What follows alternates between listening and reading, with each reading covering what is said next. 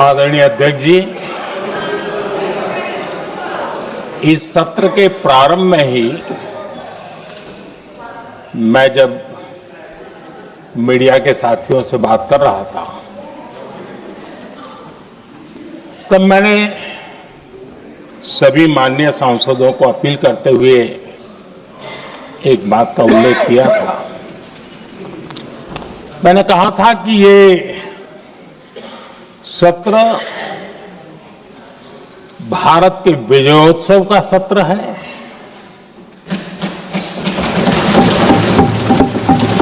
संसद का ये सत्र भारत के गौरवगान का सत्र है।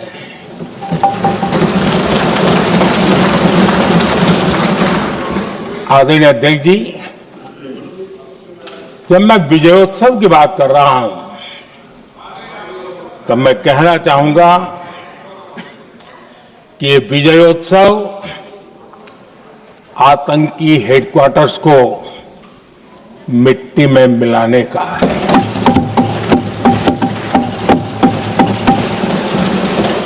जब मैं विजयोत्सव कहता हूं तो ये विजयोत्सव सिंदूर की सौगंध पूरा करने का है।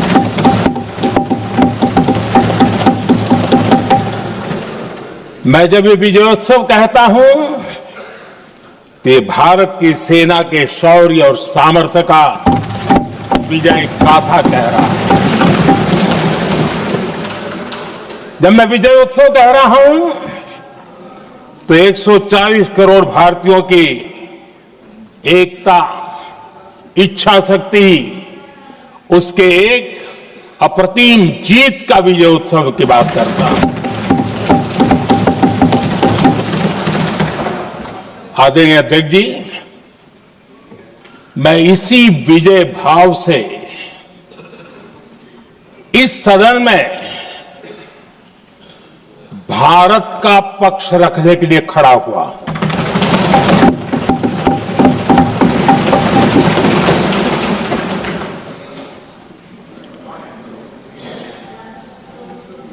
और जिन्हें भारत का पक्ष नहीं दिखता है उन्हें मैं आईना दिखाने के लिए खड़ा हुआ।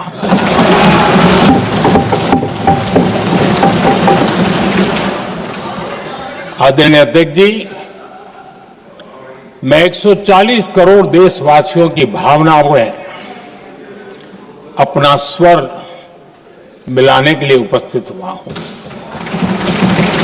ये 140 करोड़ देशवासियों की भावना के जो गूंज है, जिस सदन में सुनाई दी है, मैं उसे अपना एक स्वर मिलाने खड़ा हुआ। आदरणीय अध्यक्ष जी, ऑपरेशन सिंदूर के दरमियान जिस प्रकार से देश के लोगों ने मेरा साथ दिया, मुझे आशीर्वाद दिए, देश की जनता मुझ पर कर्ज है। मैं देशवासियों का आभार व्यक्त करता हूं। मैं देशवासियों का अभिनंदन करता हूं। आदरणीय अध्यक्ष जी, 22 अप्रैल को पहलगाम में जिस प्रकार की क्रूर घटना घटी, जिस प्रकार आतंकवादियों ने निर्दोष लोगों को उनका धर्म पूछ पूछ करके गोलियां मारी, ये क्रूरता की पराकाष्ठा थी। भारत को हिंसा की आग में झोंकने का ये सुविचारित प्रयास था। भारत में दंगे फैलाने की यह साजिश थी। मैं आज देशवासियों का धन्यवाद करता हूं कि देश ने एकता के साथ उस साजिश को नाकाम कर दिया।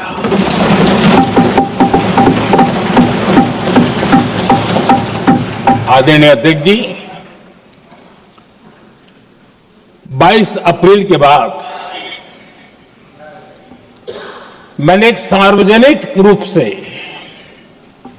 और विश्व को समझ में आए इसलिए कुछ अंग्रेजी में भी वाक्यों का प्रयोग किया था और मैंने कहा था कि हमारा संकल्प है, हम आतंकियों को मिट्टी में मिला देंगे।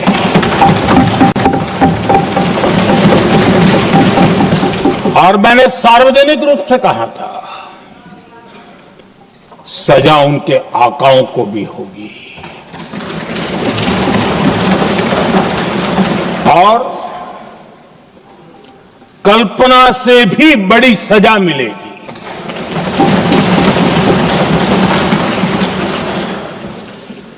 22 अप्रैल को मैं विदेश था, मैं तुरंत लौट के आया और आने के तुरंत बाद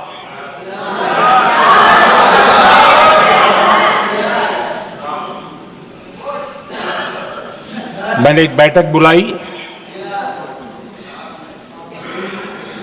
और उस बैठक में हमने साफ साफ निर्देश दिए कि आतंकवाद को करारा जवाब देना होगा और ये हमारा राष्ट्रीय संकल्प है। आदरणीय अध्यक्ष जी, हमें हमारे सैन्य बलों की क्षमता पर पूरा विश्वास है, पूरा भरोसा है उनकी क्षमता पर, उनके सामर्थ्य पर, उनके साहस पर।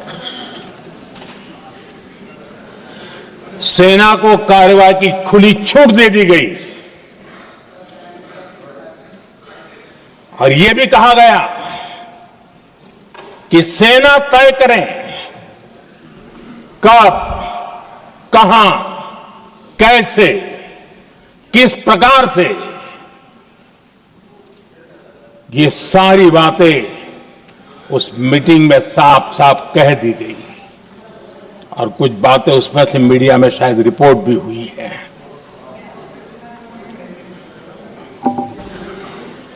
हमें गर्व है आतंकियों को वो सजा दी और सजा ऐसी है कि आज भी आतंक के उन आकाओं की नींद उड़ी हुई है।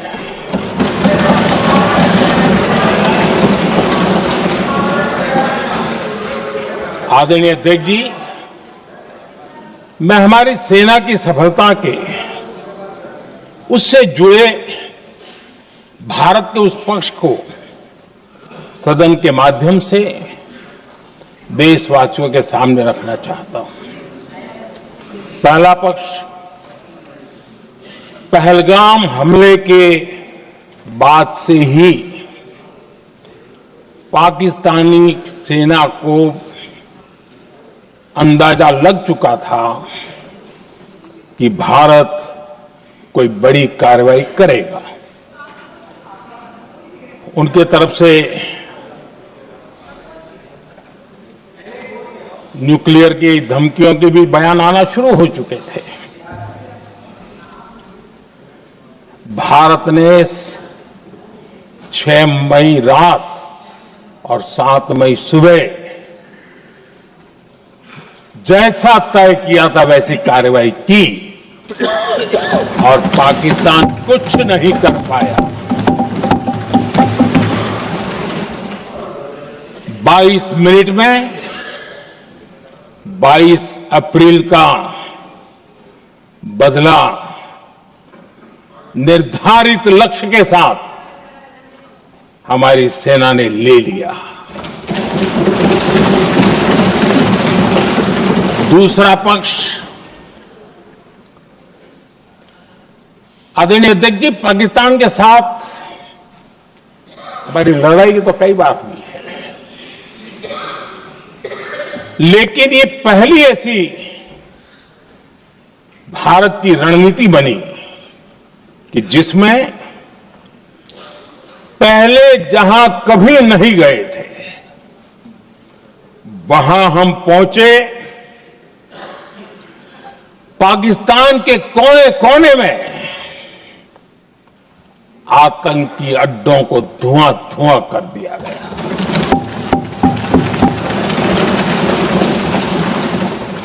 आतंक के गढ़ कोई सोच नहीं सकता कि वहां तक कोई जा सकता है।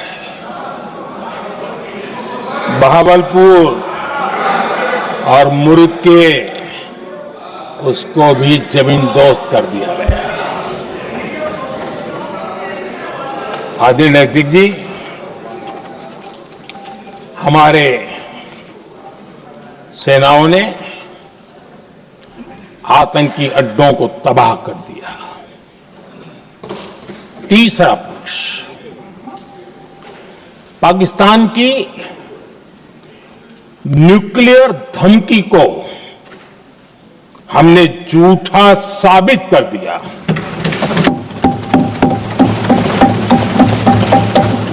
भारत ने सिद्ध कर दिया कि न्यूक्लियर ब्लैकमेलिंग अब नहीं चलेगा और न ही ये न्यूक्लियर ब्लैकमेलिंग के सामने भारत झुकेगा। आदरणीय अध्यक्ष जी, चौथा पक्ष, भारत ने दिखाई अपनी तकनीकी क्षमता। पाकिस्तान के सीने पर सटीक प्रहार किया। पाकिस्तान के एयरबेस एसेट्स को भारी नुकसान हुआ और आज तक उनके कई एयरबेस आईसीयू में पड़े हैं। आज टेक्नोलॉजी आधारित युद्ध का युग है। ऑपरेशन सिंदूर इस महारत में भी सफल सिद्ध हुआ है।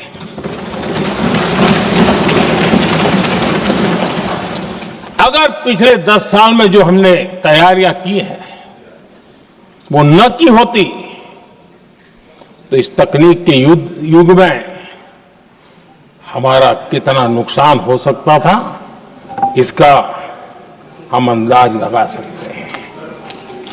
पांचवा पक्ष,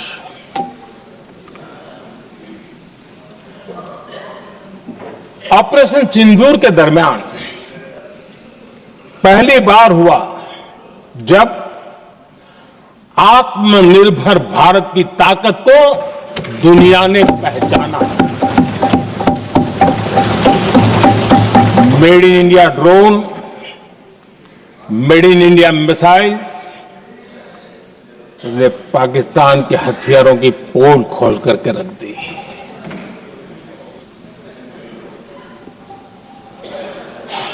आदरणीय अध्यक्ष जी, और भी एक महत्वपूर्ण काम जो हुआ है, वैसे जब राजीव गांधी जी थे उस समय उनके जो एक डिफेंस का काम देखने वाले एमओएस थे, उन्होंने जब मैंने सीडीएस की घोषणा की तो वो बहुत प्रसन्न होकर के मुझे मिलने आए थे और बहुत बहुत प्रसन्न थे वो। इस समय ऑपरेशन में नेवी, आर्मी, एयरफोर्स तीनों सेनाओं का जॉइंट एक्शन, इसके बीच की सिनर्जी, इसने पाकिस्तान के छक्के छुड़ा दिए।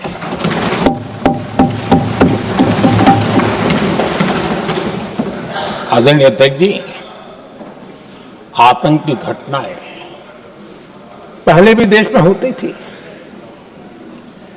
लेकिन पहले आतंकवादियों के मास्टरमाइंड निश्चिंत होते थे और वो आगे की तैयारी में लगे रहते थे।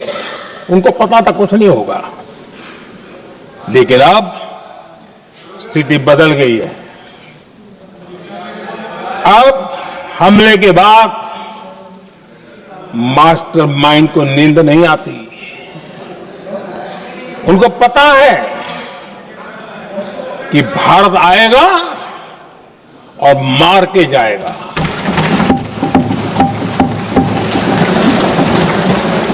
ये न्यू नॉर्मल भारत ने सेट कर दिया है।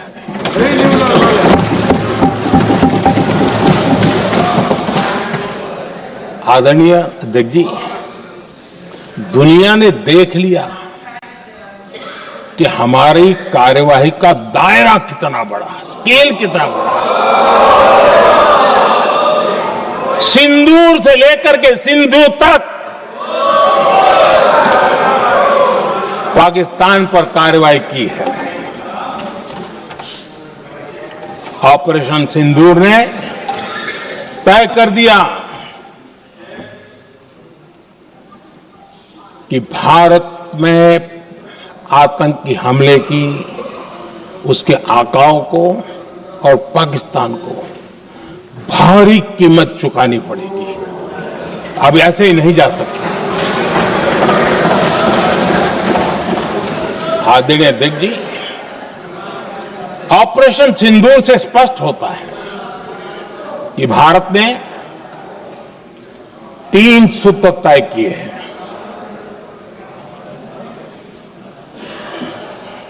अगर भारत पर आतंकी हमला हुआ तो हम अपने तरीके से, अपनी शर्तों पर, अपने समय पर जवाब देकर के रहेंगे।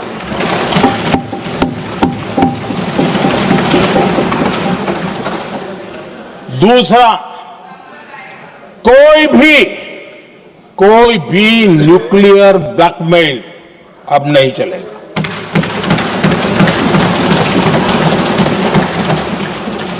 और तीसरा,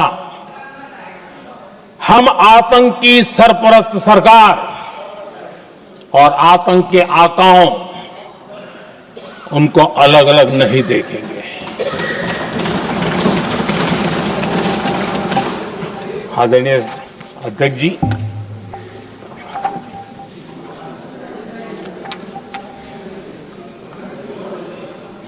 यहां पर विदेश नीति को लेकर के भी काफी बातें कही गई हैं।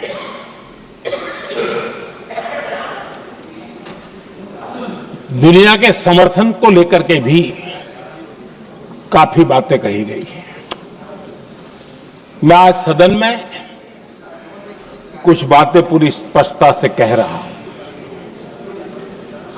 दुनिया में किसी भी देश ने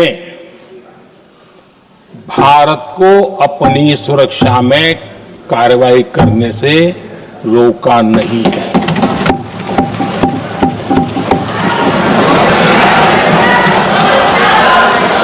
संयुक्त राष्ट्र 193 कंट्रीज,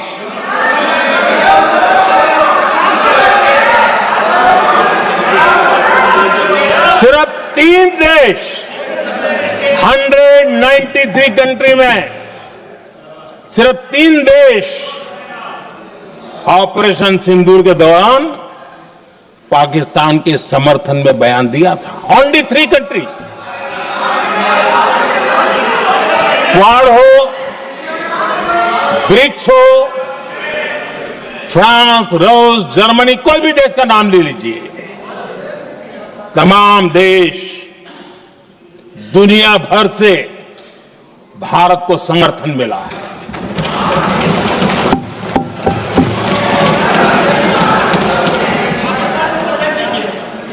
आदरणीय अध्यक्ष जी, दुनिया का समर्थन तो मिला, दुनिया के देशों का समर्थन मिला, माननीय है, लेकिन ये दुर्भाग्य है कि मेरे देश के वीरों के पराक्रम को कांग्रेस का समर्थन नहीं।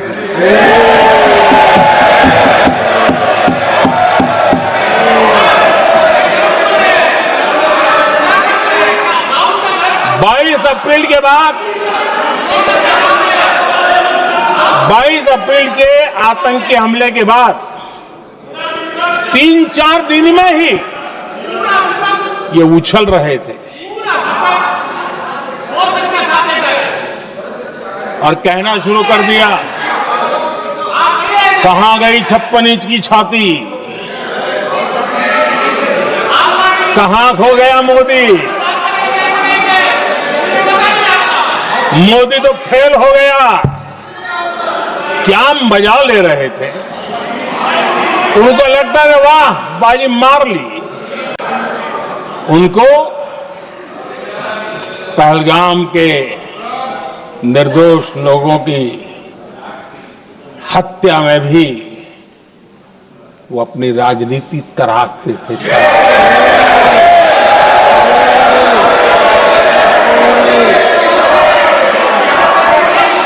अपनी स्वार्थी राजनीति के लिए मुझ पर निशाना साध रहे थे, लेकिन उनकी ये बयानबाजी, इनका छिछोरापन देश के सुरक्षा बलों का मनोबल गिरा रहा था। माननीय प्रतिपक्ष के नेता, एक मिनट, प्रतिपक्ष के नेता आपकी बात सबने ध्यान से सुनी। आप बेटे कांग्रेस के और नेताओं को जैसे ये उचित नहीं है आपके लिए। न भारत के सामर्थ्य पर भरोसा है और न ही भारत की सेनाओं पर। इसलिए वो लगातार ऑपरेशन सिंदूर पर सवाल उठा रहे हैं। ऐसा करके आप लोग मीडिया में हेडलाइंस तो ले सकते हैं, लेकिन देशवासियों के दिलों में जगह नहीं बना सकते।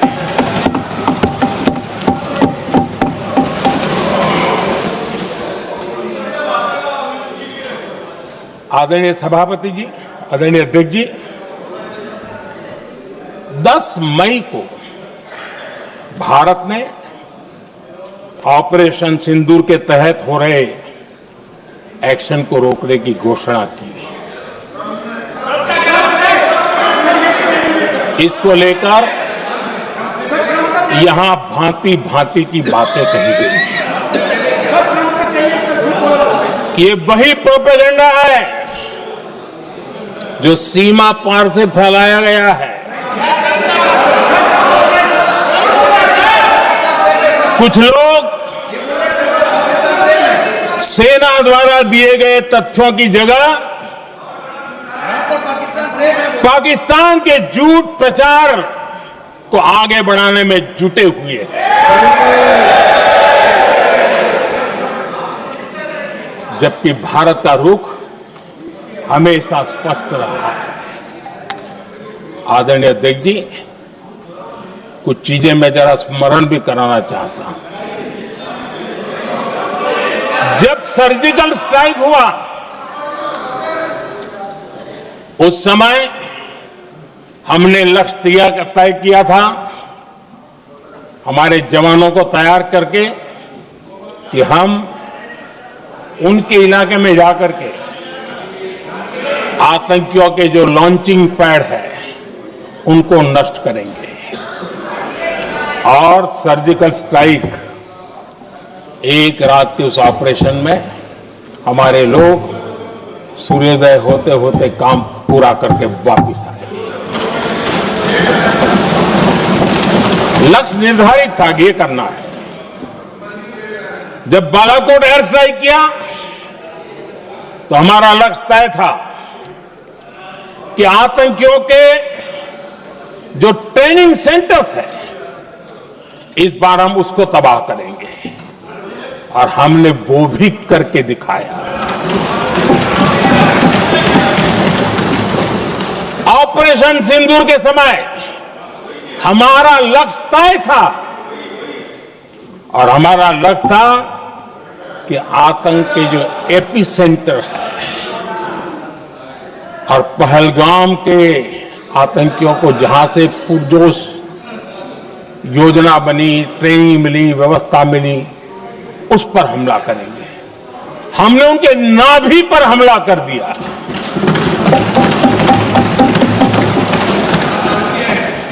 जहां पहलगाम के आतंकियों का रिक्रूटमेंट हुआ, ट्रेनिंग होती थी, फंडिंग होता था, उन्हें टेक्निकल सपोर्ट मिलता था, शस्त्र सरंजाम मिलता था, उस जगह को आइडेंटिफाई किया और हमने सटीक तरीके से ऑपरेशन सिंदूर के तहत आतंकियों की नाभि पे प्रहार कर दिया। और आदरणीय अध्यक्ष जी, इस बार भी हमारी सेना ने 100% लक्ष्यों को हासिल करके देश के सामर्थ्य का परिचय दिया।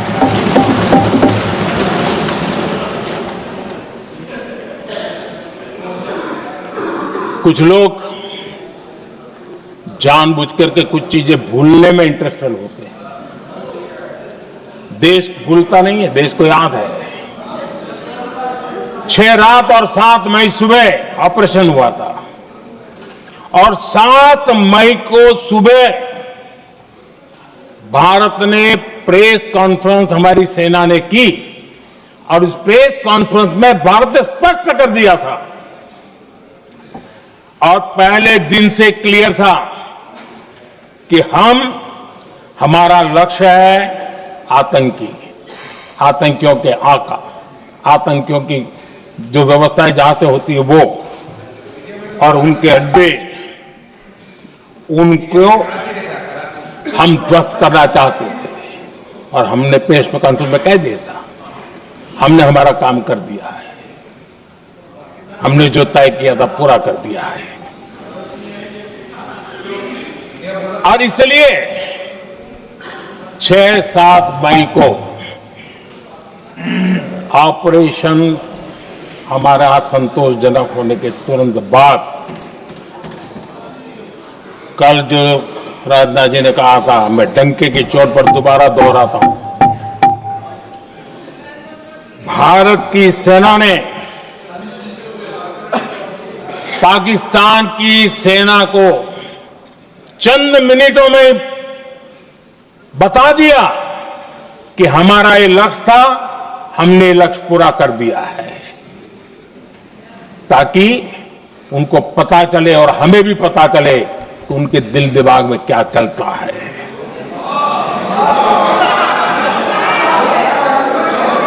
हमने अपना लक्ष्य 100% हासिल कर लिया था और पाकिस्तान में समझदारी होती तो आतंकियों के साथ खुलेआम खड़े रहने की गलती न करता। उसने निर्लज्ज होकर के आतंकवादियों के साथ खड़े रहने का फैसला किया। हम पूरी तरह तैयार थे, हम भी मौके की तलाश में थे, लेकिन हमने दुनिया को बताया था कि हमारा लक्ष्य आतंकवाद है, आतंकवादी आता है, आतंकवादी ठिकाने हैं, वो हमने पूरा कर दिया। लेकिन जब पाकिस्तान ने आतंकियों की मदद में आने का फैसला किया और मैदान में उतरने की हरकत की, तो भारत की सेना ने सालों तक याद रह जाए ऐसा करारा जवाब दे करके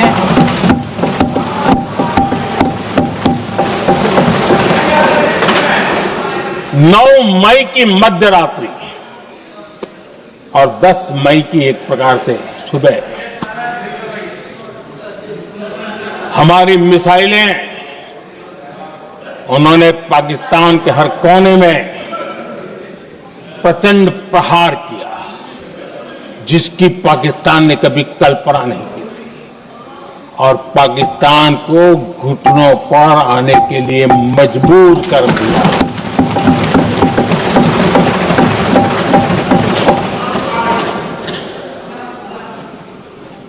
और आपने टीवी में भी देखा है, वहां से क्या बयान आते थे।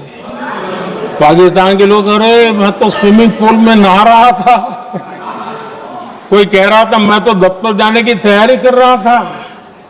हम कुछ सोचे पहले तो भारत ने तो हमला कर दिया। ये पाकिस्तान के लोगों के बयान है और देश ने देखे हैं। स्विमिंग पूल में नहा रहा था।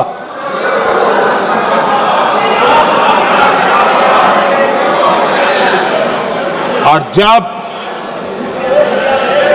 इतना कड़ा प्रहार हुआ, पाकिस्तान ने कभी सोचा तक नहीं था, तब जाकर के पाकिस्तान ने फोन करके डीजीएमओ के सामने फोन करके गुहार लगाई, बस करो, बहुत मारा, अब ज्यादा मार झेलने की ताकत नहीं है,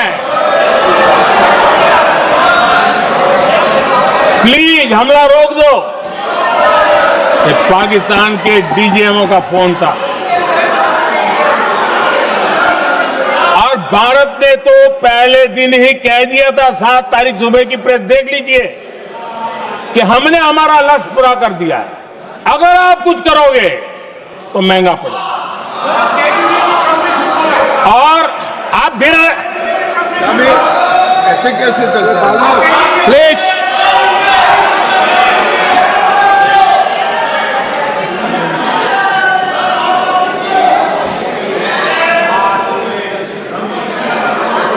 मैं आज दोबारा कह रहा हूं, ये भारत की स्पष्ट नीति थी, सुविचारित नीति थी, सेना के साथ मिलकर के तय की हुई नीति थी, और वे ये थी कि हम आतंक, उनके आका, उनके ठिकाने, ये हमारा लक्ष्य है। और हमने कहा, पहले दिन प्रेस कॉन्फ्रेंस में कहा है कि हमारा एक्शन नॉन एक्सेलेटरी है, ये हमने कह करके किया है। और इसके लिए साथियों हमने हमला रोका। अध्यक्ष जी,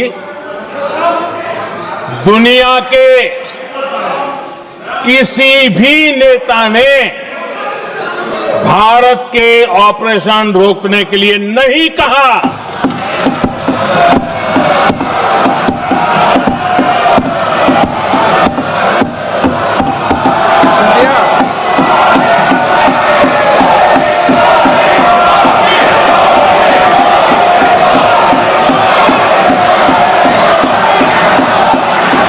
उसी दौरान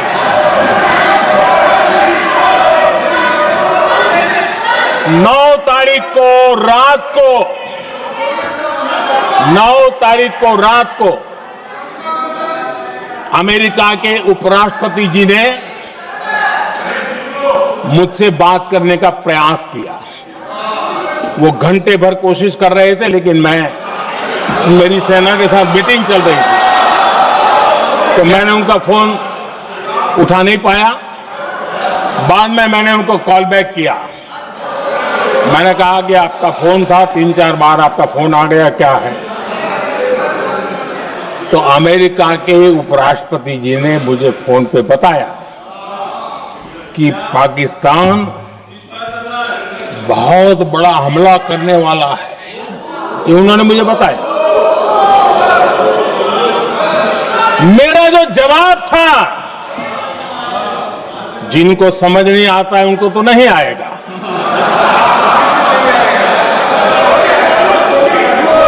मेरा जवाब था,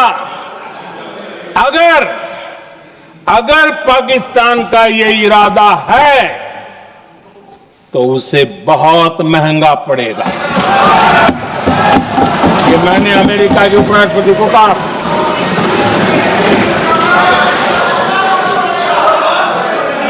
पाकिस्तान हमला करेगा तो हम बड़ा हमला कर करके जवाब देंगे। ये मेरा जवाब था। और आगे मेरा एक वाक्य था, मैंने कहा था हम गोली का जवाब गोले से देंगे। ये 9 तारीख रात की बात है और 9 रात में और 10 सुबह हमने पाकिस्तान को सैन्य शक्ति को तहस नहस कर दिया था। और यही हमारा जवाब था, यही हमारा जज्बा था। और आज पाकिस्तान भी भली भांति जान गया है कि भारत का हर जवाब पहले से ज्यादा तगड़ा होता है।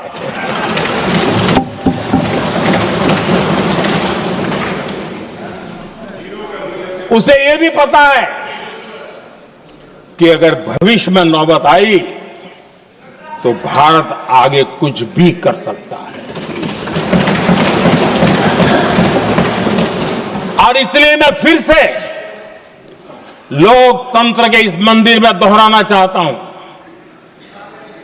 ऑपरेशन सिंदूर जारी है।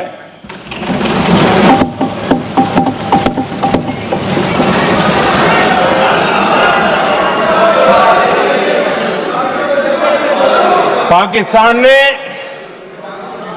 दुस्साहस की अगर कल्पना की तो उसे करारा जवाब दिया जाएगा।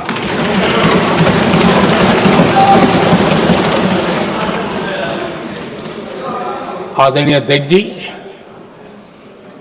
आज का भारत आत्मविश्वास से भरा हुआ है। आज का भारत आत्मनिर्भरता के मंत्र को लेकर के पूरी शक्ति के साथ तेज गति से आगे बढ़ रहा है। देश देख रहा है भारत आत्मनिर्भर बनता जा रहा है। लेकिन देश ये भी देख रहा है कि एक तरफ तो भारत आत्मनिर्भरता की ओर तेज गति से आगे बढ़ रहा है, लेकिन कांग्रेस मुद्दों के लिए पाकिस्तान पर निर्भर होती जा रही है।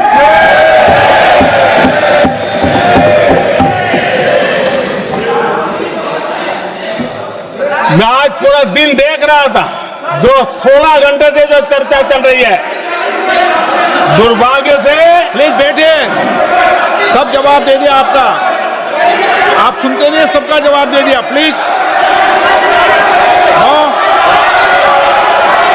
दुर्भाग्य से सुनिए जवाब। कांग्रेस को पाकिस्तान के मुद्दे इंपोर्ट करने पड़ रहे हैं।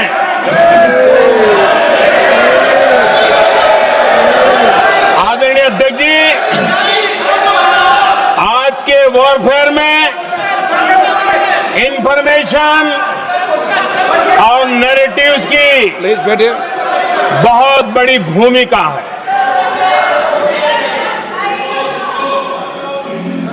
नैरेटिव घड़ करके, एआई का भी भरपूर उपयोग करके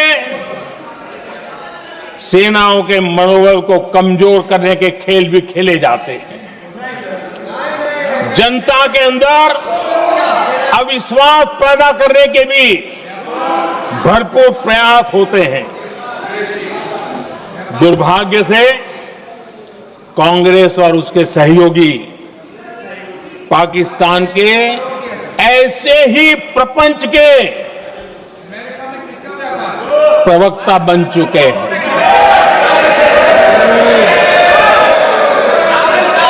आदरणीय अध्यक्ष जी, देश की सेना ने, आदरणीय अध्यक्ष जी, ये तरीका है देश की सेना ने, बैठिए बैठिए। देश की सेना ने सर्जिकल स्ट्राइक की।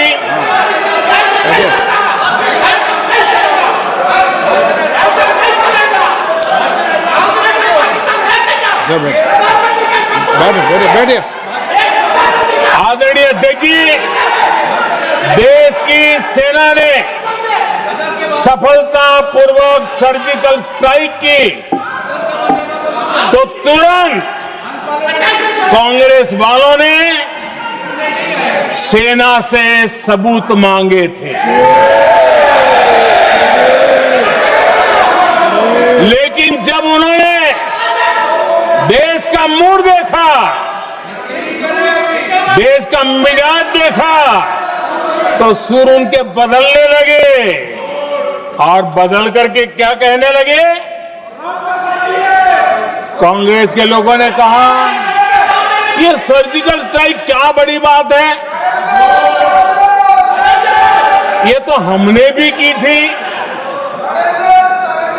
एक ने कहा 3 सर्जिकल स्ट्राइक की थी, दूसरे ने कहा 6 सर्जिकल स्ट्राइक की थी, तीसरे ने कहा 15 सर्जिकल स्ट्राइक की थी। जितना बड़ा नेता उतना बड़ा आंकड़ा चल रहा था।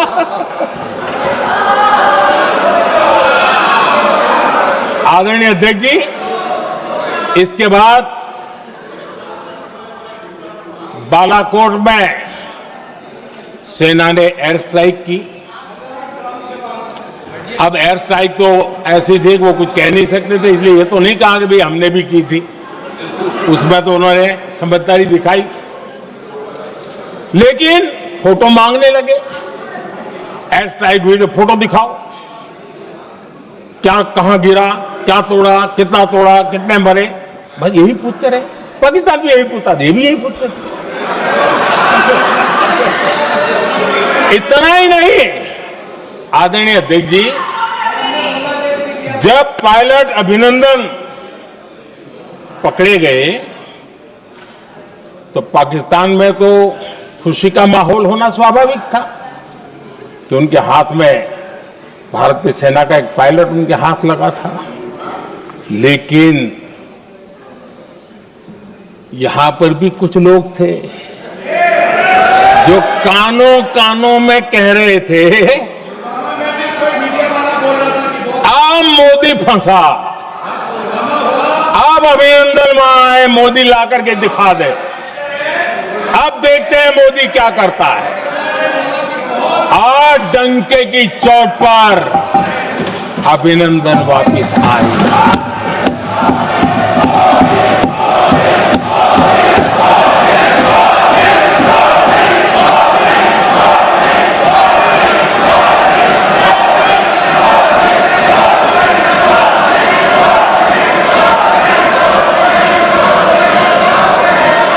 अभिनंदन को ले आए तो इनकी बोलती बंद हो गई। इनको लगा यार ये नसीब वाला आदमी है, हमारा हथियार हाथ से निकल गया। आदरणीय अध्यक्ष जी, पहलगाम हमले के बाद हमारा बीएसएफ का एक जवान पाकिस्तान के कब्जे में गया तो फिर इनको लगा वाह बड़ा मुद्दा हाथ में आ गया है, अब मोदी फंस जाएगा। अब तो मोदी की फजीयत जरूर होगी और उनकी इकोसिस्टम ने सोशल मीडिया में बहुत सारी कथाएं वायरल की कि ये बीएसएफ के जवान का क्या होगा, उसके परिवार का क्या होगा, ये वापस आएगा, कब आएगा, कैसे आएगा, न जाने क्या क्या चला दिया। आदरणीय अध्यक्ष जी, बीएसएफ का वो जवान भी आन बान शान के साथ वापस आया।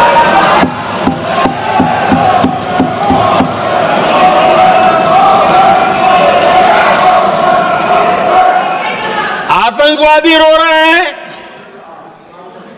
आतंकवादियों के आका रो रहे हैं और उनको रोते देखकर यहां भी कुछ लोग रो रहे हैं।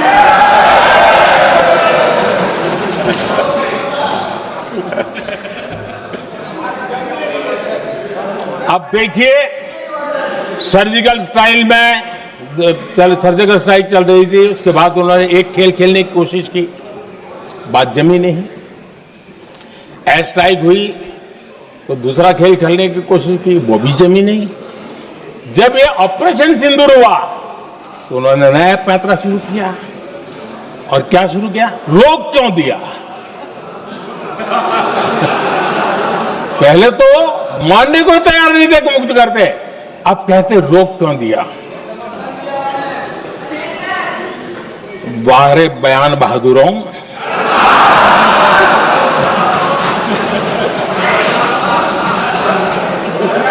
आपको विरोध का कोई न कोई बहाना चाहिए। और इसलिए सिर्फ मैं नहीं, पूरा देश आप पर हंस रहा है।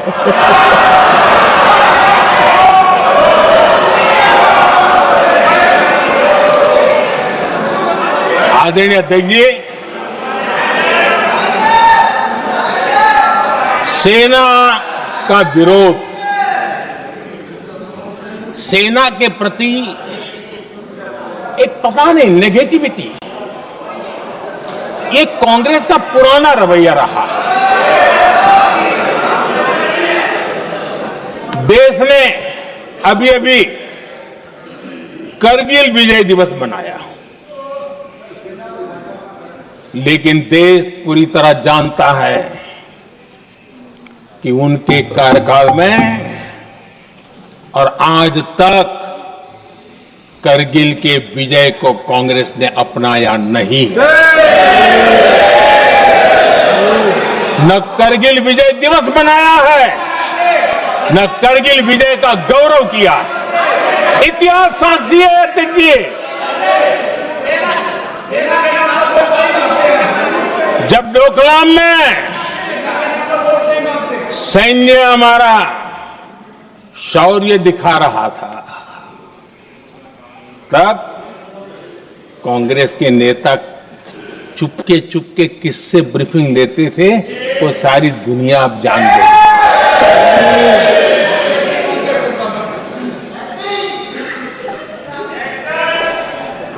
आप निकाल दीजिए पाकिस्तान के सारे बयान और यहां हमारा विरोध करने वाले लोगों के बयान, फुल स्टॉप कॉमा के साथ एक है। क्या कहेंगे इसको? और बुरा लगता है सच बोलते हैं तो। पाकिस्तान के साथ सुर में सुर मिला दिया जाता है। आदरणीय अध्यक्ष जी, देश हैरान है, कांग्रेस ने पाकिस्तान को क्लीन चिट दे दी है।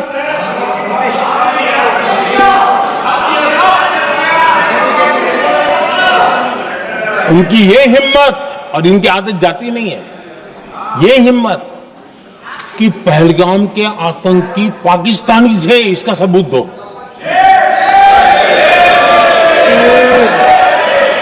क्या कह रहे हो तुम लोग? तो कौन सा तरीका है? और यही मांग पाकिस्तान कर रहा है जो कांग्रेस कर रही है। और आदरणीय अध्यक्ष जी, आज जब सबूतों की कोई कमी नहीं है, सब कुछ आंखों के सामने दिखता है, तब ये हालत है। अगर ये सबूत ना होते तो क्या करते ये लोग, आप बताइए। आदरणीय अध्यक्ष जी,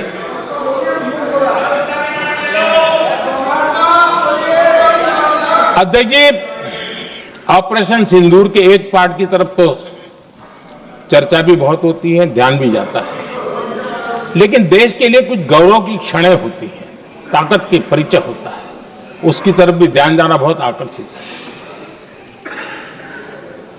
हमारे एयर डिफेंस सिस्टम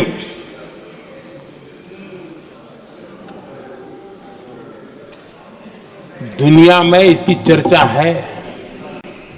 हमारे एयर डिफेंस सिस्टम ने पाकिस्तान की मिसाइल और ड्रोन्स उसको तिनके की तरफ बिखेर दिया था।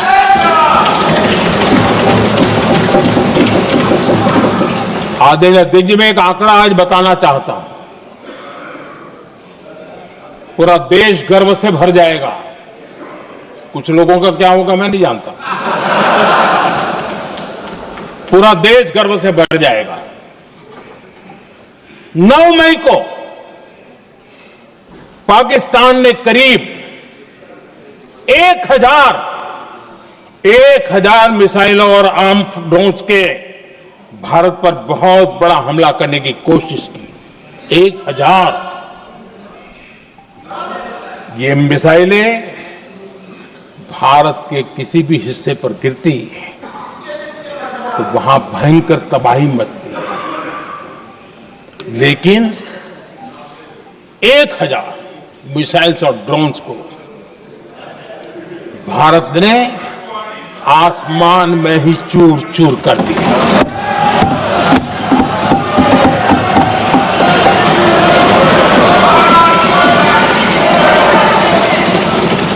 हर देशवासी को इससे गर्व हो रहा।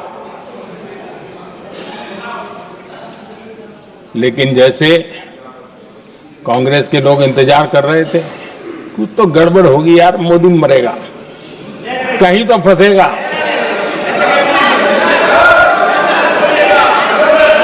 पाकिस्तान ने आदमपुर एयरबेस पर हमले का झूठ फैलाया, उस झूठ को बेचने की भरपूर कोशिश की, पूरी ताकत दी लगा दी। मैं अगले ही दिन आदमपुर पहुंचा और खुद जाकर के उनके झूठ को मैंने बेनकाब कर दिया। तब जाकर के उनको अकल ठिकाने लगी कि अब ये झूठ चलने वाला नहीं है। आदरणीय अध्यक्ष जी, जो हमारे छोटे दलों के साथी हैं, जो राजनीति में नए हैं, उनको कभी शासन में रहने का अवसर नहीं मिला, उनसे कुछ बातें निकलती मैं समझ सकता हूं।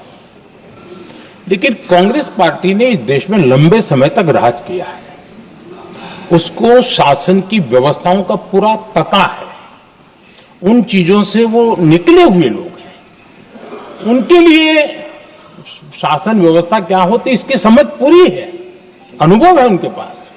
उसके बाद भी विदेश मंत्रालय तुरंत जवाब दे, उसको स्वीकारना नहीं, विदेश मंत्री जवाब दे, इंटरव्यू दे, बार बार बोले, उसको स्वीकारना नहीं, गृह मंत्री बोले, रक्षा मंत्री बोले, किसी पर भरोसा नहीं। जिसने इतने सालों तक राज किया, उनको देश की व्यवस्थाओं पर अगर भरोसा नहीं है, तब शक उठता है कि क्या हालत हो गई है इनकी। आदरणीय अध्यक्ष जी, अब कांग्रेस का भरोसा पाकिस्तान के रिमोट कंट्रोल से बनता है और बदलता है।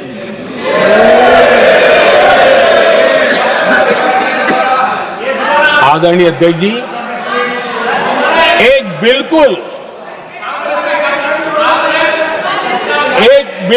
कांग्रेस के नए सदस्य, यानी उनको तो क्षमा करनी चाहिए, नए सदस्य को क्या कहेंगे, लेकिन कांग्रेस के आका जो उनको लिख करके देते हैं और उनसे बुलवाते हैं, खुद में हिम्मत नहीं है, उनसे बुलवाते हैं कि ऑपरेशन सिंदूर ये तो तमाशा था, ये आतंकवादियों ने जिन 26 लोगों को मौत के घाट उतारा था ना, उस भयंकर क्रूर घटना पर ये तेजाब छिड़कने वाला पाप है। तमाशा कहते हो? आपकी असहमति हो सकती है, और ये कांग्रेस के नेता बुलवाते हैं।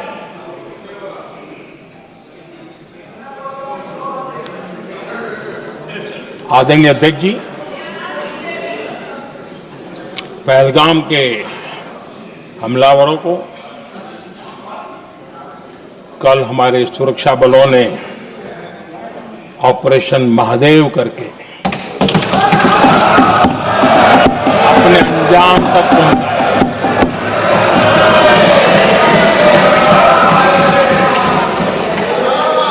लेकिन मैं हैरान हूं कि यहां ठहाके लगा के पूछा गया कि आखिर ये कल ही क्यों हुआ।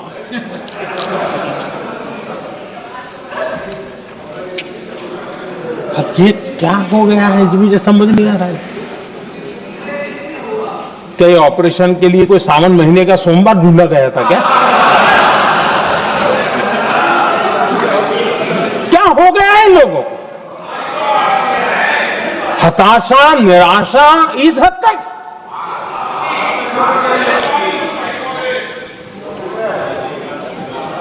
और देखिए मजा, पिछले कई सप्ताह से हाँ ऑपरेशन सिंदूर वगैरह तो ठीक है, पहलगाम के आतंकियों का क्या हुआ, पहलगाम के आतंकियों का अब हुआ तो कल क्यों हुआ?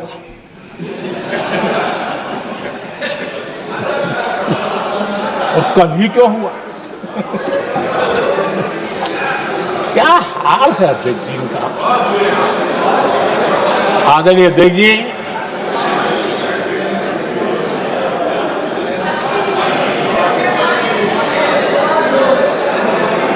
आदरणीय अध्यक्ष जी, शास्त्रों में कहा गया है, हमारे शास्त्रों में कहा गया है,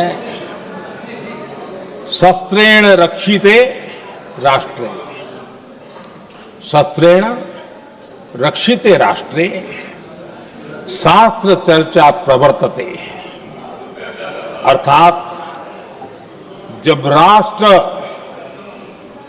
शस्त्र से सुरक्षित होते हैं तभी वहां शास्त्र की, ज्ञान की चर्चाएं जन्म ले पाती है। जब सीमा पर सेनाएं मजबूत होती है तभी लोकतंत्र प्रखर होता है। आदरणीय अध्यक्ष जी, ऑपरेशन सिंदूर बीते दशक में भारत की सेना के सशक्तिकरण का एक साक्षात प्रमाण है। ऐसे ही नहीं हुआ है। कांग्रेस के शासन के दौरान सेनाओं को आत्मनिर्भर बनाने के संबंध में सोचा तक नहीं जाता था। आज भी आत्मनिर्भर शब्द की मजाक उड़ाई जाती है। वैसे वो महात्मा गांधी से आया हुआ है, लेकिन आज भी मजाक उड़ाई जाती है। हर रक्षा सौदे में कांग्रेस अपने मौके खोजती रहती थी।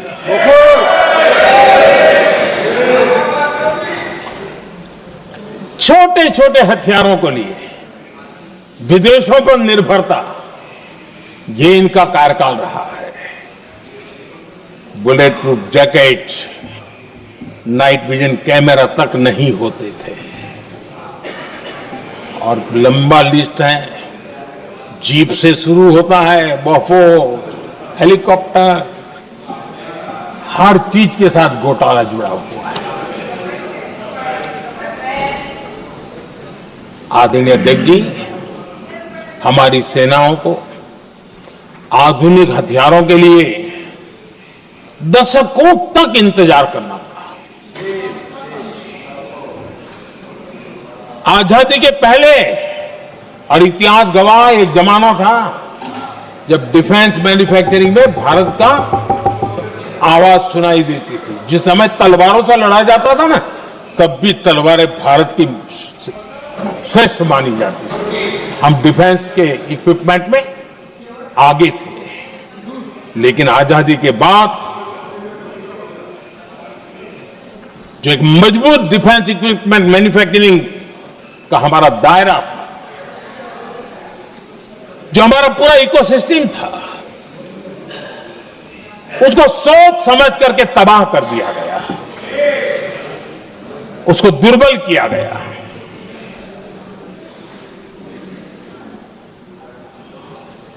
रिसर्च और मैन्युफैक्चरिंग के लिए रास्ते बंद कर दिए गए। अगर इसी नीति पर हम चलते तो भारत इस 21वीं सदी में ऑपरेशन सिंदूर के संबंध में सोच भी नहीं सकता। यह हालत करके रखा हुआ था उन्होंने। भारत को सोचना पड़ता कि अगर कोई एक्शन लेना है तो शस्त्र कहां से मिलेंगे, साधन कहां से मिलेगा, बारूद कहां से मिलेगा, समय पर मिलेगा या नहीं मिलेगा, बीच बचाव में रुकता नहीं जाएगा, ये टेंशन पालना पड़ता है।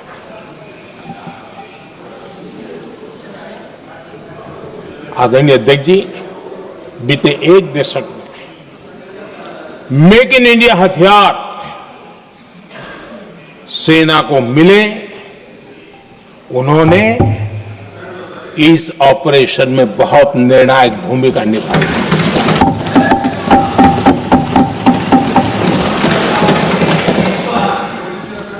आदरणीय अध्यक्ष जी,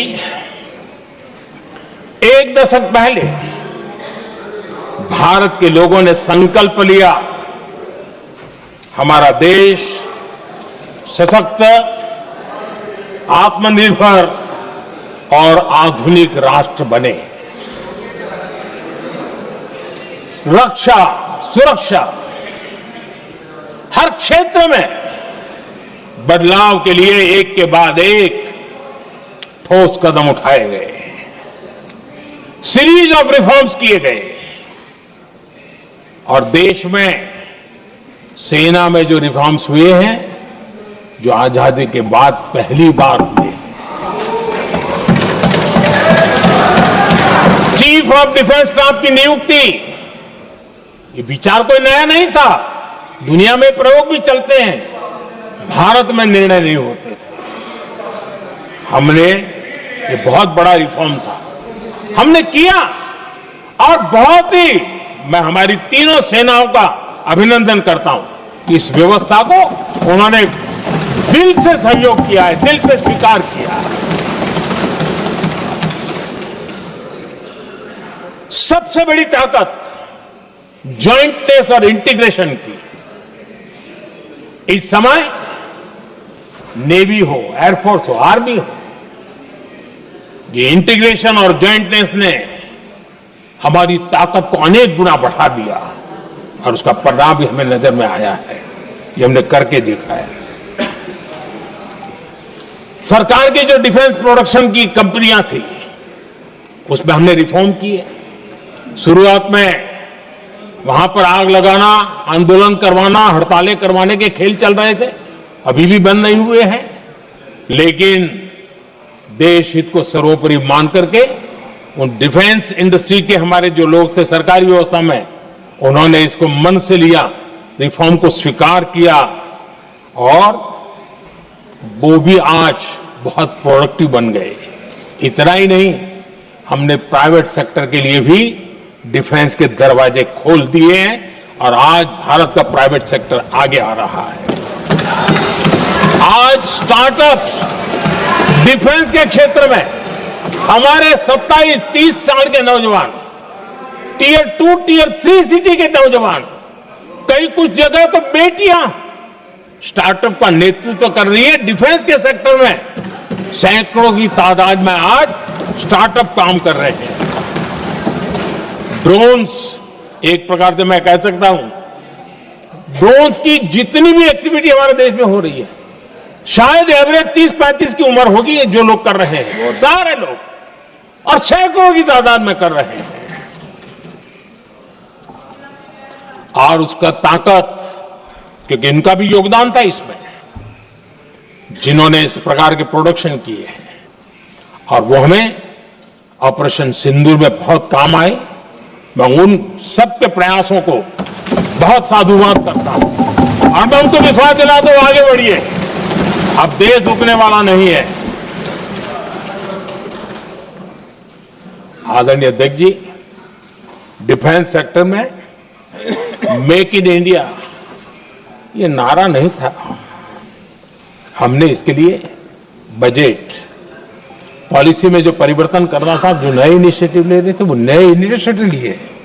और सबसे बड़ी बात, क्लियर कट विजन के साथ हमने देश में make in India defence sector के अंदर तेज गति से हम आगे बढ़ रहे हैं। आदरणीय अध्यक्ष जी, एक दशक में डिफेंस का बजट लगभग पहले से 3 गुना हुआ है। डिफेंस प्रोडक्शन में करीब 250% वृद्धि हुई है, 250% वृद्धि हुई है। 11 वर्षों में डिफेंस एक्सपोर्ट 30 गुना से भी ज्यादा बढ़ा है, 30 गुना से ज्यादा। डिफेंस एक्सपोर्ट आज दुनिया के करीब 100 देशों तक हम पहुंचे। और आदरणीय अध्यक्ष जी, कुछ चीजें ऐसी होती हैं जो इतिहास में बहुत बड़ा प्रभाव छोड़ती हैं। ऑपरेशन सिंदूर ने डिफेंस का जो मार्केट है उसमें भारत का झंडा गाड़ दिया है।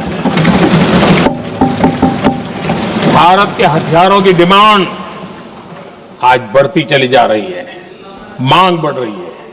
ये भारत में उद्योगों को भी बल देगी, एमएसएमई को बल देगी, हमारे नौजवानों को रोजगार देगी और हमारे नौजवान अपनी बनाई चीजों से दुनिया में अपनी ताकत का प्रदर्शन कर पाएंगे। ये आज दिख रहा है, मैं देख रहा हूं। डिफेंस के क्षेत्र में जो आत्मनिर्भर भारत की दिशा में हम जो कदम उठा रहे हैं, मैं हैरान हूं। कुछ लोगों को आज भी तकलीफ हो रही है, जैसे उनका खजाना लूट गया। ये कौन सी मानसिकता है? देश को ऐसे लोगों को पहचानना होगा। आदरणीय अध्यक्ष जी, मैं स्पष्ट करना चाहता हूं, डिफेंस में भारत का आत्मनिर्भर होना ये आज की शस्त्रों की स्पर्धा में के काल में विश्व शांति के लिए भी जरूरी है।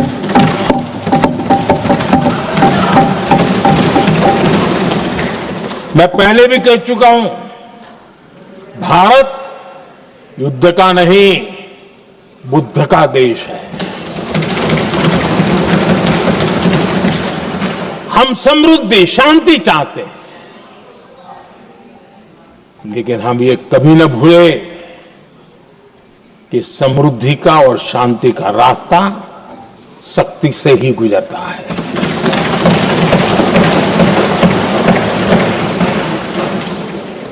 आदरणीय अध्यक्ष जी, हमारा भारत छत्रपति शिवाजी महाराज, महाराजा रणजीत सिंह, राजेंद्र चोला, महाराणा प्रताप, लसित बोरफुकन और महाराजा सुहेलदेव का देश है।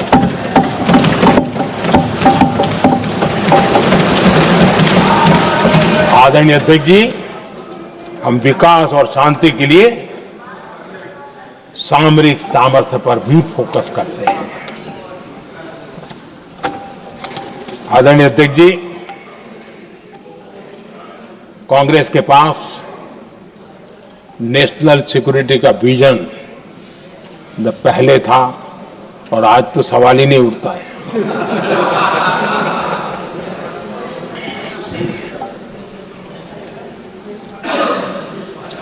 कांग्रेस ने हमेशा नेशनल सिक्योरिटी पर समझौता किया।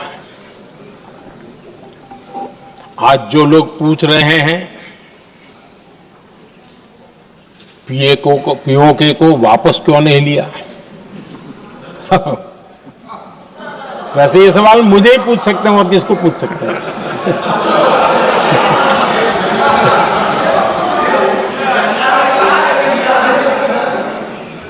लेकिन इसके पहले जवाब देना होगा पूछने वालों को। किसकी सरकार ने पीओके पर पाकिस्तान को कब्जा करने का अवसर दिया था? जवाब साफ है, जवाब साफ है। जब भी मैं नेहरू जी की चर्चा करता हूं तो कांग्रेस और उसका पूरा इकोसिस्टम बिलबिला जाता है, पता नहीं क्या है। आदरणीय अध्यक्ष जी, हम एक शेर सुना करते थे, मुझे ज्यादा इसका ज्ञान तो नहीं है लेकिन सुनते थे। लम्हों ने खता की और सदियों ने सजा पाई। आजादी के बाद से ही जो फैसले लिए गए उनकी सजा आज तक देश भुगत रहा है।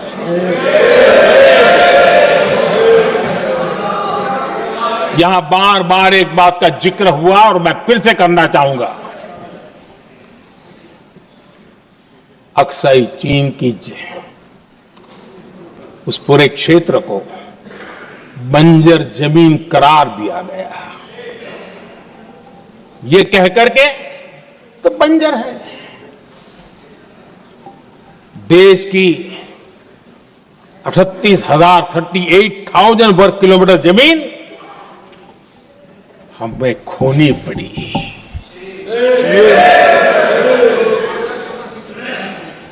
आदरणीय अध्यक्ष जी, मैं जानता हूं मेरी कुछ बातें चुभने वाली है। 1962 और 1963 के बीच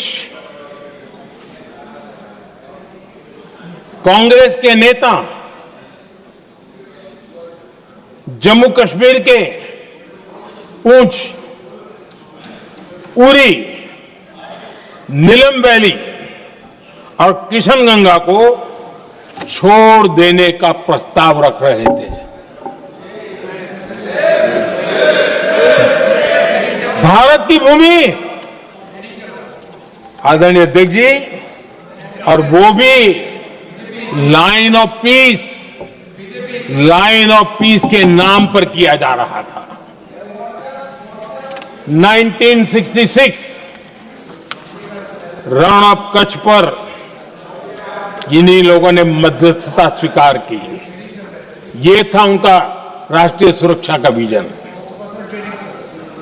एक बार फिर उन्होंने भारत का करीब 800 वर्ग किलोमीटर क्षेत्र पाकिस्तान को सौंप दिया, जिसमें छड़बेट भी शामिल है, कि कहीं उसको छड़ा बेट भी कहते हैं।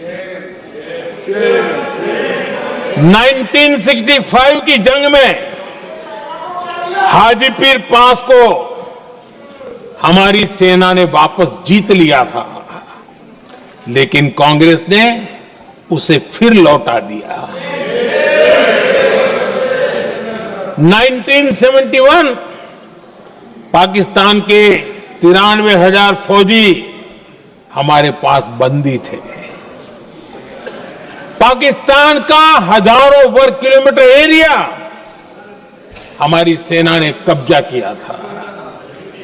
हम बहुत कुछ कर सकते थे, विजय की स्थिति में थे। उस दौरान अगर थोड़ी सा विजन होता, थोड़ी सी समझ होती, तो पीओके वापस लेने का निर्णय हो सकता। वो मौका था, वो मौका भी छोड़ दिया गया। अरे इतना ही नहीं, इतना सारा जब सामने टेबल पर था, अरे कम से कम करतारपुर साहब को तो ले सकते थे, वो ही नहीं कर पाया। 1974 श्रीलंका को कच्चथीवू द्वीप को गिफ्ट कर दिया गया। आज तक हमारे मछुआरे भाई बहनों को इससे परेशानी होती है, उनकी जान पर आफत आती है। क्या गुनाह था तमिलनाडु के मेरे फिशरमैन भाई बहनों का? आपने उनका हक छीन लिया और दूसरों को गिफ्ट कर दिया। कांग्रेस का दशकों से इरादा लेकर चल रही थी कि सियाचिन से सेना हटा दी जाए। आदरणीय अध्यक्ष जी, 2014 में देश ने इनको मौका नहीं दिया, वरना आज सियाचिन भी हमारे पास नहीं होता।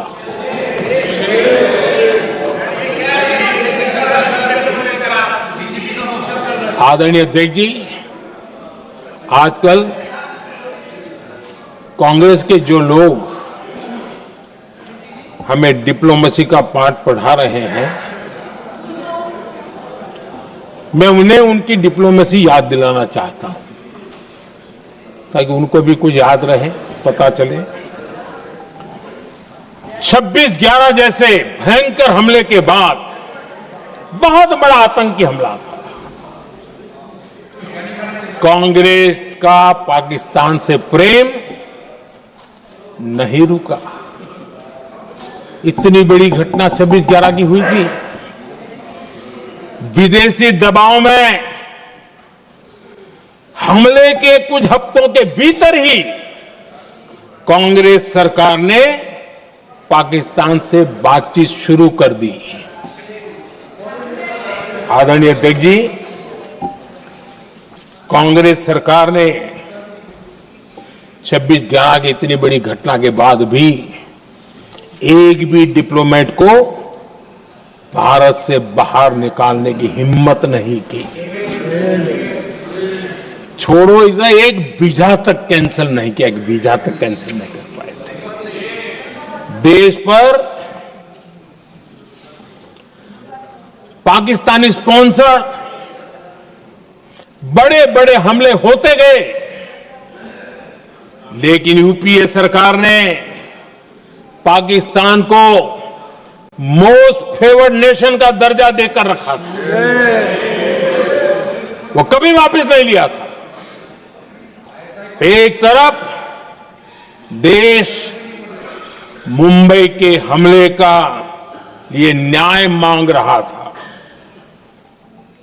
दूसरी तरफ कांग्रेस पाकिस्तान के साथ व्यापार करने में लगी थी।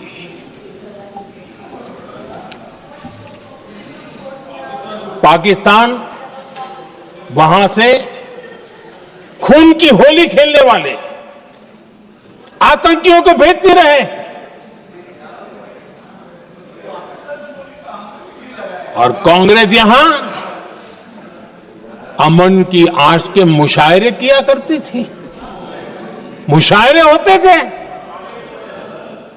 हमने आतंकवाद और अमन की आस का ये वन वे ट्रैफिक बंद कर दिया।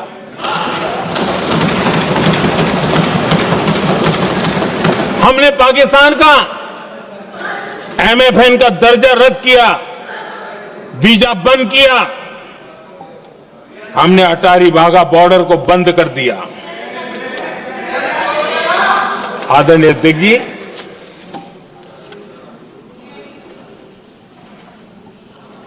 भारत के हितों को गिरवी रख देना ये कांग्रेस की पार्टी की पुरानी आदत है। इसका सबसे बड़ा उदाहरण सिंधु जल समझौता है। सिंधु जल समझौता किसने किया? नेहरू जी ने किया।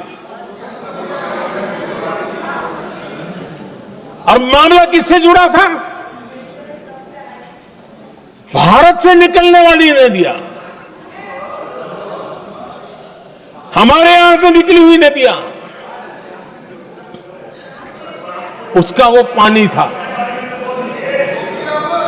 और वो नदियां हजारों साल से भारत की सांस्कृतिक विरासत रही है, भारत की चैतन्य शक्ति रही है। भारत को सुजलाम सुफलाम बनाने में उन नदियों का बहुत बड़ा योगदान रहा है। सिंधु नदी जो सदियों से भारत की पहचान हुआ करती थी, उसी से भारत जाना जाता था। लेकिन नेहरू जी और कांग्रेस ने सिंधु और झेलम जैसी नदियों पर विवाद के लिए पंचायत किसको दी? वर्ल्ड बैंक को दी। वर्ल्ड बैंक फैसला करे क्या कर रहा है। नदी हमारी, पानी हमारा।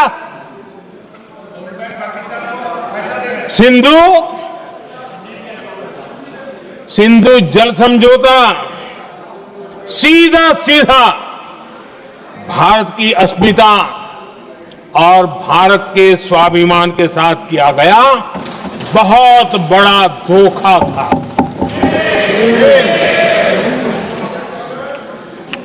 आदरणीय अध्यक्ष जी, आज के देश के युवा ये बात सुनते होंगे तो उनको भी आश्चर्य होगा कि ऐसे लोग थे हमारे देश का काम कर रहे थे। नेहरू जी ने इस ट्रीटी करी और क्या किया? ये जो पानी था, जो नदियां थी, जो भारत से निकल रही थी, उन्होंने 80% पानी पाकिस्तान को देने के लिए वो राजी हो गए। और इतना बड़ा हिंदुस्तान, उसको सिर्फ 20% पानी। कोई मुझे समझाए भाई ये कौन सी बुद्धिमानी थी? कौन सा देश हित था? कौन सी डिप्लोमेसी थी? क्या हालत करके बना के रखा था आप लोगों ने? इतनी बड़ी आबादी वाला हमारा देश, हमारे यहां से निकलती हुई ये नदियां, और सिर्फ 20% पानी, और 80% पानी उन्होंने उसको दिया जो देश खुलेआम भारत को अपना दुश्मन करार कर देता रहता है, दुश्मन कहता रहा। और ये पानी पर किसका हक था? हमारे देश के किसानों का, हमारे देश के नागरिकों का। हमारा पंजाब, हमारा जम्मू कश्मीर देश के एक बहुत बड़े हिस्से को इन्होंने पानी के संकट में धकेल दिया, इस एक कारण से। और राज्यों के भीतर भी पानी के लेकर के आपस में संघर्ष पैदा हुई है, प्रतिस्पर्धा पैदा हुई, और उनका जिस पर हक था उस पर पाकिस्तान मौज करता रहा। और ये दुनिया में अपनी डिप्लोमेसी के पाठ पढ़ाते रहते हैं। आदरणीय अध्यक्ष जी, अगर ये ट्रीटी न होती तो पश्चिमी नदियों पर कई बड़ी परियोजनाएं बनती। पंजाब, हरियाणा, राजस्थान और दिल्ली, वहां के किसानों को भरपूर पानी मिलता, पीने के पानी की कोई समस्या नहीं रहती। औद्योगिक प्रगति के लिए भारत बिजली बना पाता। इतना ही नहीं, नेहरू जी ने इसके उपरांत करोड़ों रुपए भी दिए ताकि पाकिस्तान नहर बना सके।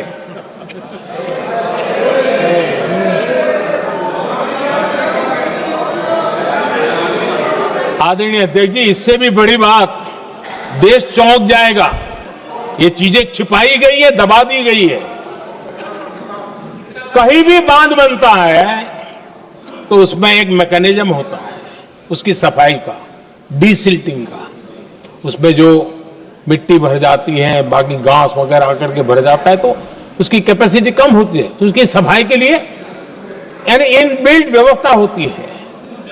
नेहरू जी ने पाकिस्तान के कहने पर यह शर्त स्वीकार की है कि इन बांध में जो मिट्टी आएगी, कूड़ा कचरा आएगा और बांध भर जाएगा, इसकी सफाई नहीं कर सकते, डीसिल्टिंग नहीं कर सकते हैं। बांध हमारे यहां, पानी हमारा, लेकिन निर्णय पाकिस्तान का कि आप डिसेंटिंग नहीं कर सकते। इतना ही नहीं, जब इस बार मैं डिटेल में गया तो एक बांध तो ऐसा है कि जहां ये डिसेंटिंग के लिए जो गेट होता है ना, उसको वेल्डिंग कर दिया गया है ताकि कोई गलती से भी खोल करके वो मिट्टी को निकाल ना दे। पाकिस्तान ने नेहरू जी से लिखवा लिया था कि भारत बिना पाकिस्तान की मर्जी अपने बांधों में जमा होने वाली मिट्टी साफ नहीं करेगा, डिसिल्टिंग नहीं करेगा। ये समझौता देश के खिलाफ था और बाद में नेहरू जी को भी ये गलती माननी पड़ी। इस समझौते में निरंजन दास गुलाटी करके एक सज्जन उसमें जुड़े हुए थे।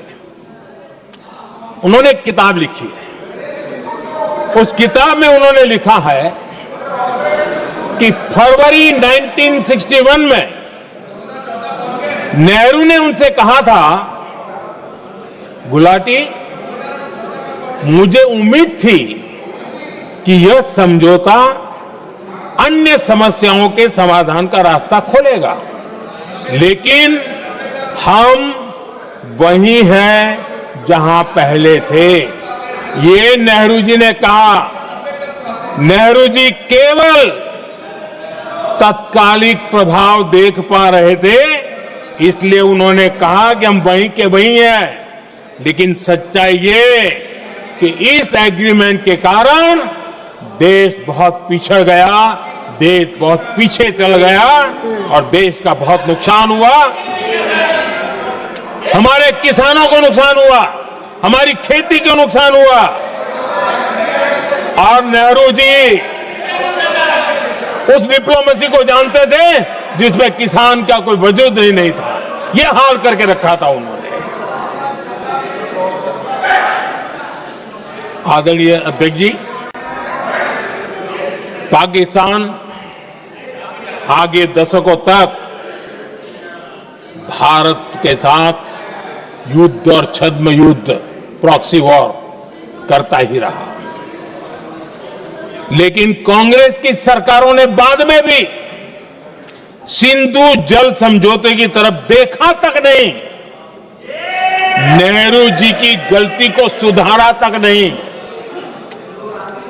आदरणीय अध्यक्ष जी, लेकिन अब भारत ने पुरानी गलती को सुधारा है, ठोस निर्णय लिया है।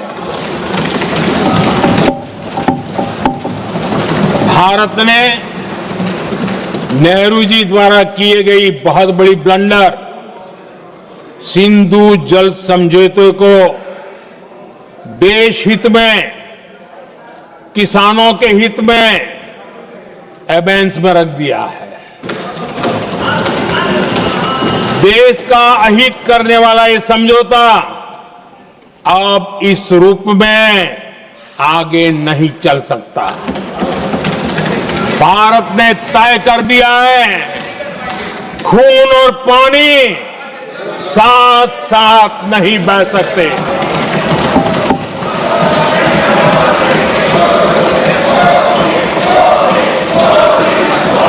माननीय सदस्य, आप बहुत देर हो गई, आप उपनेता हैं, ये तरीका आप बैठे बैठे टोकते हैं, प्लीज, ये शोभा नहीं देता आपके लिए। बैठिए बैठिए बैठिए, आदरणीय, बैठिए, शोभा नहीं देता आपका। अध्यक्ष जी, आप उपनेता, अपनी मर्यादा बना के रखें। चल बैठिए। वहां बैठे साथी आतंकवाद पर लंबी लंबी बातें करते हैं। जब ये सत्ता में था, जुड़े हुए हैं, जब इनको राज करने का अवसर मिला था,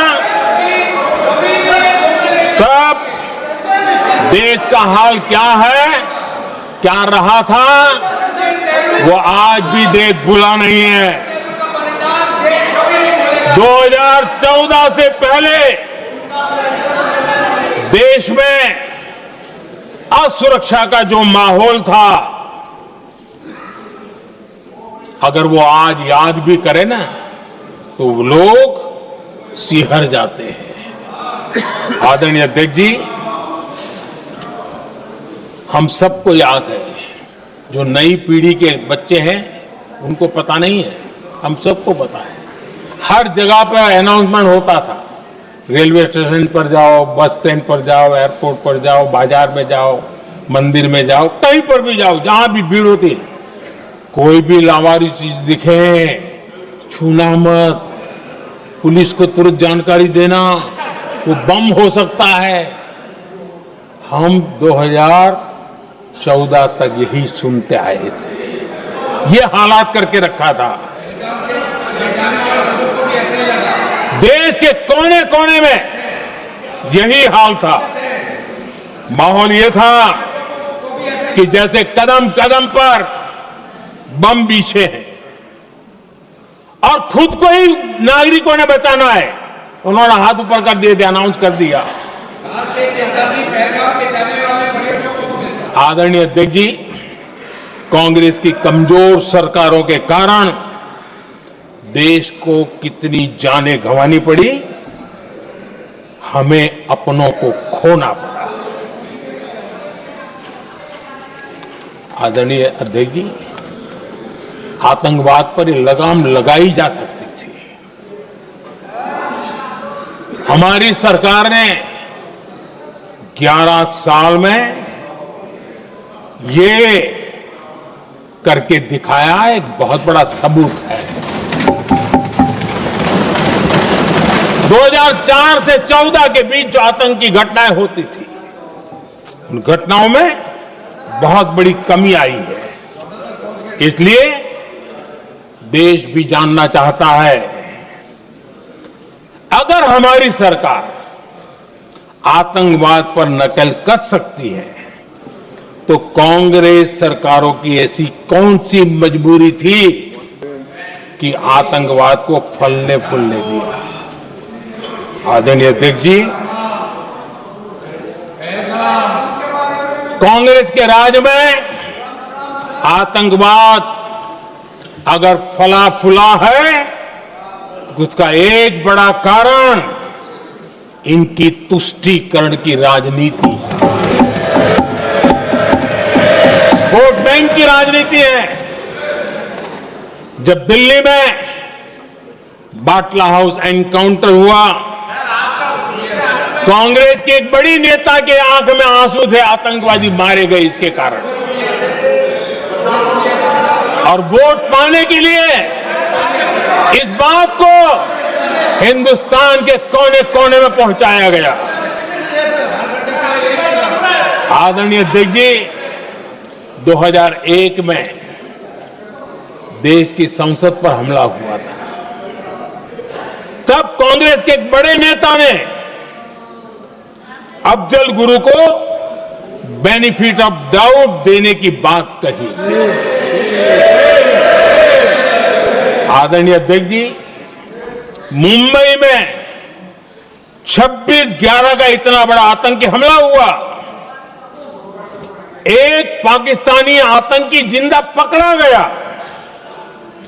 पाकिस्तान की मीडिया ने, दुनिया ने यह स्वीकार किया कि पाकिस्तानी है, लेकिन यहां कांग्रेस पार्टी इतना बड़ा पाकिस्तान का पाप, इतना बड़ा पाकिस्तानी आतंकी हमला, और ये क्या खेल खेल रहे थे, वोट बैंक की राजनीति के लिए क्या कर रहे थे। कांग्रेस पार्टी इसको भगवा आतंक सिद्ध करने में जुटी हुई है।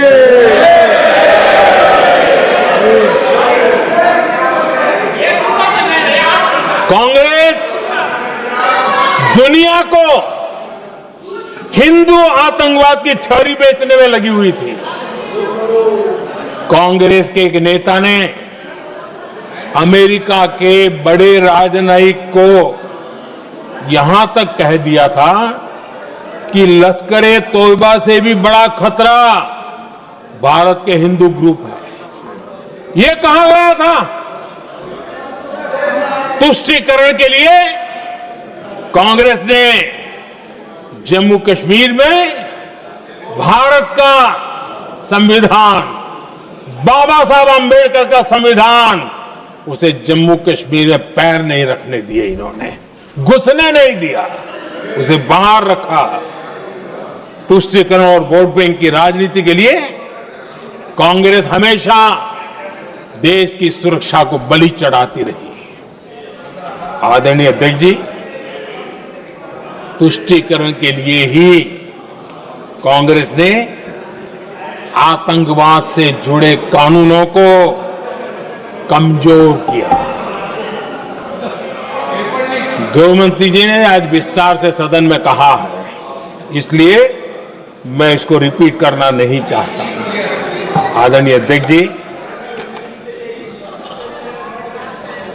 मैंने इस सत्र की शुरुआत में आग्रह किया था, मैंने कहा था कि दल हित में हमारे मत मिले न मिले, दल हित में हमारे मत मिले न मिले, देश हित में हमारे मन जरूर मिलने चाहिए। पहलगाम की विभीषिका ने हमें गहरे घाव दिए हैं, उसने देश को झकझोर दिया है। इसके जवाब में हमने ऑपरेशन सिंदूर किया तो सेनाओं के पराक्रम ने, हमारे आत्मनिर्भर अभियान ने देश में एक सिंदूर स्पिरिट पैदा किया है।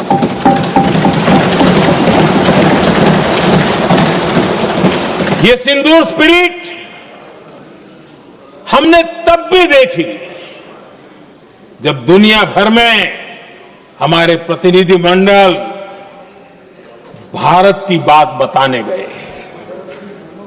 मैं उन सभी साथियों को बहुत बहुत बधाई देता हूं। आपने बहुत ही प्रभावी ढंग से भारत की बात डंके की चोट पर दुनिया के सामने रखी। लेकिन मुझे दुख इस बात का है, हैरानी भी है, जो खुद को कांग्रेस के बड़े नेता समझते हैं, उनके पेट में दर्द हो रहा है कि भारत का पक्ष दुनिया के सामने क्यों रखा गया। शायद कुछ नेताओं को सदन में बोलने पर भी पाबंदी लगा दी गई।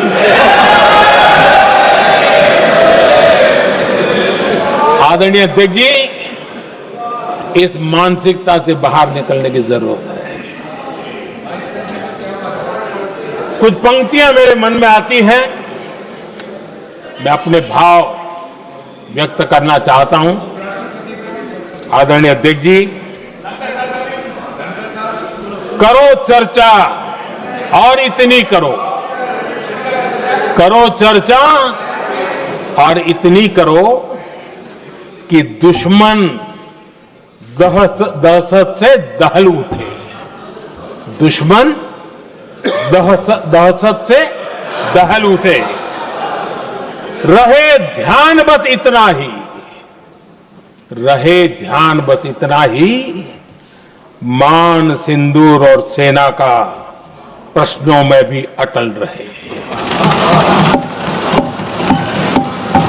हमला मां भारती पर हुआ अगर, तो प्रचंड प्रहार करना होगा। दुश्मन जहां भी बैठा हो, हमें भारत के लिए ही जीना होगा। मेरा कांग्रेस के साथियों से आग्रह है कि एक परिवार के दबाव में पाकिस्तान को क्लीन चिट देना बंद कर दें। जो देश की विजय की क्षण है, कांग्रेस उसे देश के उपहास का क्षण न बनाए। कांग्रेस अपनी गलती सुधारें। मैं आज सदन में फिर स्पष्ट करना चाहता हूं, अब भारत आतंक की नर्सरी में ही आतंकियों को मिट्टी में मिलाएगा।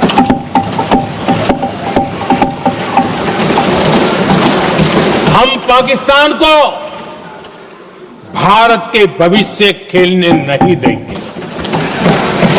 और इसलिए ऑपरेशन सिंदूर खत्म नहीं हुआ है, ऑपरेशन सिंदूर जारी है।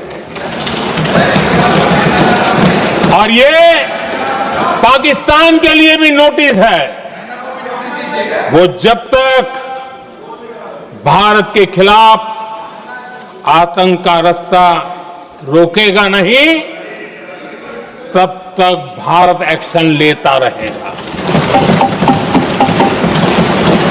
भारत का भविष्य सुरक्षित और समृद्ध होगा, यही हमारा संकल्प है।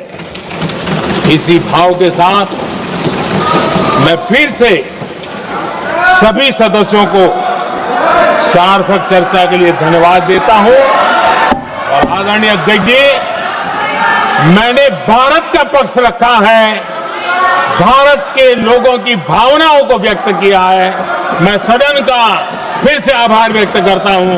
बहुत बहुत धन्यवाद।